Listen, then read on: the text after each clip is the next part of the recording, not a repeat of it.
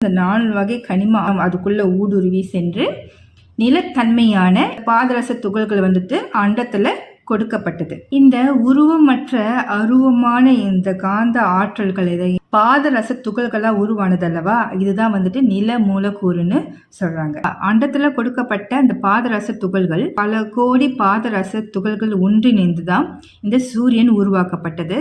அதனால்தான் நமக்கு சூரியனிடம் இருந்து இந்த கனிமங்கள் நமக்கு கிடைக்கப்பெறுகிறது. அதே போல இந்த மனிதரோட மூளைக்குள்ளேயும் முதன்மையான இந்த 4 வகை கனிம ஆற்றல்கள் கொண்டுதான் இயங்குதுன்னு சொல்லியிருக்காங்க.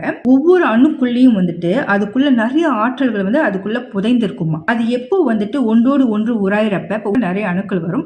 அதே போல ஒவ்வொரு அணுவும் உராயுமா, உராய்ந்து பல கோடி அணுக்களை உருவாக்குது.